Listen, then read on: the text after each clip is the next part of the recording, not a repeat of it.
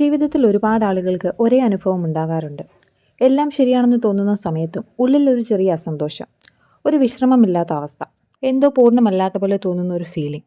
നമ്മൾ ചിന്തിക്കും, എന്താണ് എനിക്ക് കുറവ്, എല്ലാം ഉണ്ടല്ലോ. പക്ഷെ ആ ചോദ്യം ക്ലിയറായി ആൻസർ കിട്ടാറില്ല. ചിലപ്പോൾ നമുക്ക് തോന്നും, ഇത് കിട്ടിയാൽ ഞാൻ ഹാപ്പിയാകും, അല്ലെങ്കിൽ അത് ഓക്കെ ആണെങ്കിൽ എൻ്റെ ലൈഫ് സെറ്റിലായിരിക്കും. പക്ഷെ അത് കിട്ടിയതിന് ശേഷം പോലും കുറച്ച് സമയം സന്തോഷമുണ്ടാകാം, പിന്നെ വീണ്ടും ആ സെയിം ഫീലിംഗ് തിരികെ വരും. ഇതാണ് പലരും തുറന്നു പറയാത്ത ഒരു സത്യം. ഇതിന് ഏകദേശം 2500 വർഷങ്ങൾക്ക് മുൻപ് തന്നെ ഒരു വ്യക്തി വളരെ ഡീപ്പായി ഒബ്സർവ് ചെയ്ത് ഒരു ഇൻസൈറ്റ് കണ്ടെത്തിയിരുന്നു. ആ വ്യക്തിയാണ് ഗൗതമ ബുദ്ധൻ. അദ്ദേഹത്തിൻ്റെ ഏറ്റവും ഫേമസ് ആയ ഒരു സ്റ്റേറ്റ്മെൻ്റ് ആണ് ലൈഫ് ഈസ് സഫറിങ്. ഇത് കേൾക്കുമ്പോൾ തന്നെ പലർക്കും ഒരു നെഗറ്റീവ് ഫീലിംഗ് വരും. ജീവിതം ഇത്രയും മോശമാണോ എന്ന സംശയം വരും. പക്ഷേ ബുദ്ധൻ പറഞ്ഞത് ഒരു നിരാശയല്ല, ഒരു ഹോണസ്റ്റ് ഒബ്സർവേഷൻ ആണ്. ജീവിതത്തെ റൊമാൻറ്റിസൈസ് ചെയ്യാതെ യാഥാർത്ഥ്യം എങ്ങനെയാണോ അങ്ങനെ തന്നെ കാണാൻ ശ്രമിച്ചതാണ്. ഈ വീഡിയോയിൽ നമ്മൾ എക്സ്പ്ലോർ ചെയ്യാൻ പോകുന്നത് ഇതാണ്: ലൈഫ് ഈസ് സഫറിങ് എന്നത് എന്താണ് യഥാർത്ഥത്തിൽ അർത്ഥം, ബുദ്ധൻ എന്തുകൊണ്ട് അങ്ങനെ പറഞ്ഞു, അത് നമ്മുടെ ഡെയിലി ലൈഫിനോട് എങ്ങനെ കണക്ട് ചെയ്യാം, അതിലും പ്രധാനമായി അതിൽ നിന്ന് നമുക്ക് എന്താണ് പഠിക്കാൻ കഴിയുന്നത്. ഇതൊരു ഫിലോസഫി മാത്രമല്ല, നമ്മുടെ മൈൻഡ് എങ്ങനെ വർക്ക് ചെയ്യുന്നു എന്ന് മനസ്സിലാക്കാൻ സഹായിക്കുന്ന ഒരു ഗൈഡാണ്. അതിനാൽ ഇതൊരു സ്റ്റോറി പോലെ, ഒരു ജേർണി പോലെ നമുക്ക് സ്ലോയായി എക്സ്പ്ലോർ ചെയ്യാം. ചാനൽ ആദ്യമായി കാണുന്നവരാണെങ്കിൽ ഒന്ന് സബ്സ്ക്രൈബ് ചെയ്ത് കൂടെ കൂടുക. ലൈഫ് ഈസ് സഫറിങ് എന്ന വാക്ക് കേൾക്കുമ്പോൾ നമ്മൾ ആദ്യം ചിന്തിക്കുന്നത് ഫിസിക്കൽ പെയിൻ അല്ലെങ്കിൽ വലിയ ദുഃഖകരമായ സംഭവങ്ങളായിരിക്കും. പക്ഷേ ബുദ്ധൻ പറഞ്ഞ ദുഃഖം എന്നത് അതിനേക്കാൾ വളരെ വൈഡായ ഒരു കോൺസെപ്റ്റാണ്. ബുദ്ധമതത്തിൽ ഇത് ദുഃഖ എന്ന് വിളിക്കുന്നു. അതിൻ്റെ അർത്ഥം സിമ്പിളായി പറഞ്ഞാൽ അൺസാറ്റിസ്ഫാക്ടറിനെസ്, അല്ലെങ്കിൽ ഒന്നും പൂർണ്ണമായി സാറ്റിസ്ഫൈ ചെയ്യാൻ പറ്റാത്ത അവസ്ഥ. ഉദാഹരണത്തിന്, നമുക്ക് വളരെ ഇഷ്ടമുള്ള ഒരു ദിവസം ഇമാജിൻ ചെയ്യാം. നമ്മൾ ഇഷ്ടമുള്ള ആളുകൾ, ഇഷ്ടമുള്ള ഭക്ഷണം, നല്ല ഒരു മൂഡ്, എല്ലാം പെർഫെക്റ്റ് പോലെ തോന്നും. പക്ഷേ ആ മൊമെൻറ്റ് നമുക്ക് എത്ര സമയം ഹോൾഡ് ചെയ്യാൻ കഴിയും? ഏതാനും മണിക്കൂറുകൾക്കുള്ളിൽ തന്നെ മൂഡ് മാറും, അല്ലെങ്കിൽ സിറ്റുവേഷൻ മാറും. അതായത് സന്തോഷം പോലും സ്ഥിരമായ ഒന്നല്ല. അതാണ് ബുദ്ധൻ പറയുന്നത്. ബുദ്ധൻ ദുഃഖത്തെ 3 തരമായി വിശദീകരിക്കുന്നു. ഒന്നാമത്തേത് നേരിട്ടുള്ള വേദന, രോഗം, നഷ്ടം, വിഷമം. ഇതെല്ലാവർക്കും മനസ്സിലാകുന്ന ഒന്നാണ്. രണ്ടാമത്തേത് ചേഞ്ച് മൂലം വരുന്ന ദുഃഖം. നമ്മൾ ഇഷ്ടപ്പെടുന്ന കാര്യങ്ങൾ പോലും മാറുമ്പോൾ അത് നമ്മെ ഡിസ്റ്റർബ് ചെയ്യുന്നുണ്ട്. മൂന്നാമത്തേത് സബ്റ്റിൽ ഡിസാറ്റിസ്ഫാക്ഷൻ. എല്ലാം ഓക്കെ ആണെങ്കിലും ഉള്ളിൽ എന്തോ മിസ്സിംഗ് ആണെന്ന് തോന്നുന്ന ഫീലിംഗ് ആണത്. ഇത് മനസ്സിലാക്കുമ്പോൾ ലൈഫ് ഈസ് സഫറിങ് എന്നത് സഡൻലി നെഗറ്റീവ് അല്ലാതെ റിയലിസ്റ്റിക് ആയി തോന്നും. ബുദ്ധൻ നമ്മെ ഡിപ്രസ് ആക്കാൻ പറഞ്ഞതല്ല, മറിച്ച് നമ്മൾ ഓൾറെഡി അനുഭവിക്കുന്ന ഒരു കാര്യത്തെ ക്ലിയറായി കാണാൻ സഹായിക്കുകയാണ് ചെയ്യുന്നത്. ഇനി ഒരു കഥയിലേക്ക് കിടക്കാം. ഗൗതമ ബുദ്ധൻ്റെ ജീവിതം തന്നെ ഈ ടീച്ചിങ് മനസ്സിലാക്കാൻ ഏറ്റവും നല്ല എക്സാമ്പിളാണ്. സിദ്ധാർത്ഥൻ എന്ന രാജകുമാരനായിരുന്നു അദ്ദേഹം. ജനിച്ചപ്പോൾ തന്നെ അദ്ദേഹത്തിന് എല്ലാം ലക്ഷറി ഉണ്ടായിരുന്നു. അദ്ദേഹത്തിൻ്റെ അച്ഛൻ എല്ലാ ദുഃഖങ്ങളിൽ നിന്നും മകനെ അകറ്റിവെക്കാൻ ശ്രമിച്ചു. എന്നാൽ അദ്ദേഹം കാണുന്നത് സന്തോഷം മാത്രമായിരിക്കണം എന്നാണ് അച്ഛൻ ഉദ്ദേശിച്ചിരുന്നത്. പക്ഷേ ഒരു ദിവസം സിദ്ധാർത്ഥൻ രാജധാനിക്ക് പുറത്തേക്ക് പോയപ്പോൾ അദ്ദേഹം ആദ്യമായി റിയൽ ലൈഫ് കണ്ടു. ഒരു വയോധികനെ കണ്ടു. അയാൾ രോഗബാധിതനായിരുന്നു. അതുപോലെ തന്നെ ഒരു മരിച്ച മനുഷ്യനെയും. അയാളെ മരണം കീഴ്പ്പെടുത്തിയിരുന്നു. പിന്നെ ഒരു സന്യാസിയെയാണ് കണ്ടത്, അതായത് സമാധാനം അന്വേഷിക്കുന്ന ഒരാൾ. ഈ 4 കാഴ്ചകൾ അദ്ദേഹത്തെ മൈൻഡ് കംപ്ലീറ്റായി മാറ്റി. ഞാനും ഇതിൽ നിന്ന് രക്ഷപ്പെടില്ലെങ്കിൽ എൻ്റെ ജീവിതത്തിൻ്റെ മീനിങ് എന്താണ് എന്ന ചോദ്യമാണ് അദ്ദേഹത്തെ അലട്ടിയത്.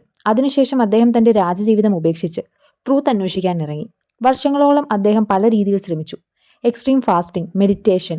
പക്ഷേ ഒടുവിൽ അദ്ദേഹം മനസ്സിലാക്കി, എക്സ്ട്രീം വഴികൾ കൊണ്ട് ട്രൂത്ത് കിട്ടില്ലെന്ന്. അതിനുശേഷം അദ്ദേഹം ഒരു ബാലൻസ് വഴി സ്വീകരിച്ചു.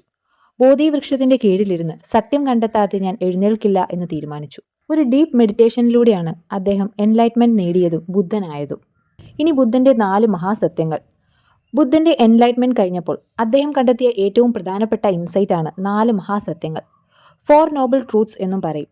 ഇതൊരു ഫിലോസഫിക്കൽ ഐഡിയ മാത്രമല്ല, ഒരു പ്രാക്ടിക്കൽ പ്രോബ്ലം സോൾവിംഗ് മോഡൽ പോലെയാണ്. ആദ്യം ബുദ്ധൻ പറയുന്നു, ദുഃഖമുണ്ട്. ഇത് നമ്മൾ ഇതിനകം തന്നെ അനുഭവിക്കുന്ന ഒരു സത്യമാണ്. ജീവിതത്തിൽ എത്ര സന്തോഷമുണ്ടായാലും അതിൻ്റെ ഇടയിൽ തന്നെ പെയിൻ, ഫിയർ, ഇൻസെക്യൂരിറ്റി, ലോസ് എന്നിവ വരും. ഇത് ഡെനി ചെയ്യാൻ ശ്രമിച്ചാൽ അത് കൂടുതൽ കൺഫ്യൂഷൻ ഉണ്ടാക്കും. അതിനാൽ ആദ്യത്തെ സ്റ്റെപ്പ് റിയാലിറ്റി ആക്സെപ്റ്റ് ചെയ്യുക എന്നതാണ്. അടുത്തത്, ദുഃഖത്തിന് കാരണമുണ്ട്.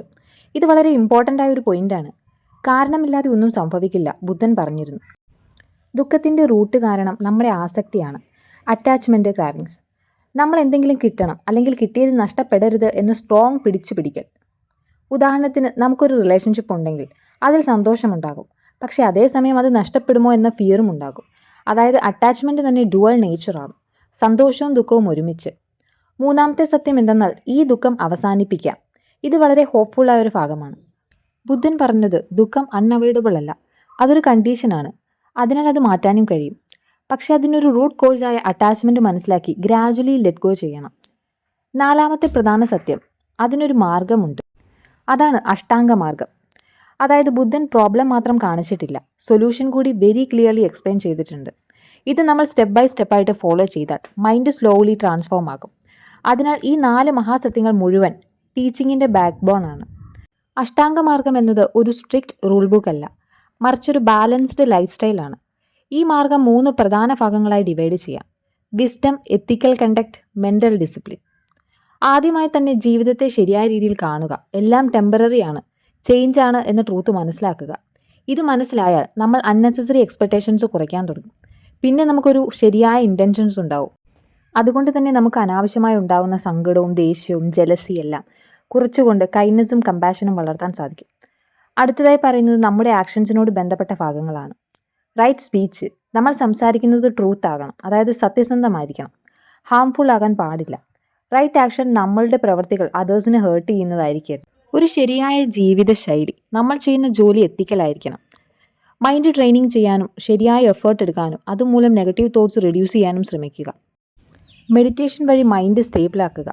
ഇതെല്ലാം കേൾക്കുമ്പോൾ സിമ്പിളായി തോന്നാം, പക്ഷേ കൺസിസ്റ്റൻസി അതാണ് കീ. സ്ലോലി ഇത് പ്രാക്ടീസ് ചെയ്താൽ നമ്മുടെ മൈൻഡ് ഓട്ടോമാറ്റിക്കായി കാമാകും. പുറത്തുള്ള ലോകം മാറാതെ തന്നെ നമ്മൾ അതിനെ കാണുന്ന രീതിയിൽ ഒരു വലിയ മാറ്റം വരാൻ സാധിക്കും. ബുദ്ധൻ പറഞ്ഞതിനെക്കുറിച്ച് മനസ്സിലാക്കണമെങ്കിൽ അറ്റാച്ച്മെൻറ്റ് എന്ന കോൺസെപ്റ്റ് ഡീപ്ലി മനസ്സിലാക്കണം. നമ്മൾ സാധാരണയായി തിങ്ക് ചെയ്യുന്നത് ഇതെനിക്ക് കിട്ടിയാൽ ഞാൻ ഹാപ്പി ആകും. പക്ഷേ ട്രൂത്ത് എന്താണെന്നാൽ നമ്മൾ അറ്റാച്ച് ചെയ്യുന്ന ഓരോ കാര്യവും നമ്മളെ വൾണറബിൾ ആക്കും. ഒരു സിമ്പിൾ എക്സാമ്പിൾ നോക്കാം. നീ ഒരു പുതിയ ഫോൺ വാങ്ങി. ആദ്യം അത് യൂസ് ചെയ്യുമ്പോൾ എക്സൈറ്റ്മെൻറ്റ് ഉണ്ടാകും, പക്ഷേ കുറച്ച് ദിവസങ്ങൾക്കുള്ളിൽ അത് നോർമലാകും. പിന്നെ അതിനെ നഷ്ടപ്പെടുമോ ഡാമേജ് ആകുമോ എന്ന ഫിയർ തുടങ്ങും. അതായത് ഹാപ്പിനെസ് പതിയെ പതിയെ ആങ്സൈറ്റിയായി മാറും. ഇതാണ് അറ്റാച്ച്മെൻറ്റിൻ്റെ നേച്ചർ. ഇത് വസ്തുക്കളിൽ മാത്രമല്ല, റിലേഷൻഷിപ്സ്, സ്റ്റാറ്റസ്, ഓപ്ഷൻസ് എല്ലാത്തിലും സെയിം പാറ്റേൺ ആണ്. നമ്മൾ എന്തിനെങ്കിലും ഇതെനിക്ക് വേണമെന്ന് സ്ട്രോങ് ആയി പിടിച്ചു വെച്ചാൽ അതിനൊപ്പം ഫിയർ ഓട്ടോമാറ്റിക്കലി വരും. കാരണം എല്ലാം ചേഞ്ച് ആകുന്ന ഒരു ലോകത്തിലാണ് നമ്മൾ ജീവിക്കുന്നത്. ബുദ്ധൻ പറയുന്നത് അറ്റാച്ച്മെൻറ്റ് കംപ്ലീറ്റ്ലി റിമൂവ് ചെയ്യുക എന്നത് ഓവർനൈറ്റ് കൊണ്ട് പോസിബിൾ അല്ല, പക്ഷേ അവയർനെസ് കൊണ്ട് അത് സ്ലോലി റെഡ്യൂസ് ചെയ്യാൻ സാധിക്കും. നമ്മൾ ഒബ്സർവ് ചെയ്യാൻ തുടങ്ങണം, എനിക്ക് എന്തിനാണ് ഇത്ര ഇമ്പോർട്ടൻറ്റ്. ഈ ഒബ്സർവേഷൻ നിങ്ങൾക്ക് ഒരു പവർഫുൾ ചേഞ്ച് തന്നെയാണ് നൽകുന്നത്. ഇവയെല്ലാം കമ്പൈൻ ചെയ്ത് നോക്കുമ്പോൾ ബുദ്ധൻ്റെ മെസ്സേജ് വളരെ ക്ലിയർ ആകുന്നത് അദ്ദേഹം പറഞ്ഞത് ലൈഫ് അവോയ്ഡ് ചെയ്യുകയല്ല, റിയാലിറ്റി അക്സെപ്റ്റ് ചെയ്യുകയാണ്. ജീവിതത്തിൽ പെയിൻ ഉണ്ടാകും, ലോസ് ഉണ്ടാകും, ചേഞ്ച് ഉണ്ടാകും. ഇതെല്ലാം നാച്ചുറലാണ്. പക്ഷേ അതിനെ എങ്ങനെ റെസ്പോണ്ട് ചെയ്യുന്നു എന്നതാണ് നമ്മുടെ എക്സ്പീരിയൻസ് ഡിസൈഡ് ചെയ്യുന്നത്. നമ്മൾ സാധാരണയായി കൺട്രോൾ ചെയ്യാൻ ശ്രമിക്കുന്ന എക്സ്റ്റേണൽ വേൾഡാണ്, പക്ഷേ അത് ഫുൾ കൺട്രോൾ ചെയ്യാൻ കഴിയില്ല. അതിനാൽ ഫ്രസ്ട്രേഷൻ വരും.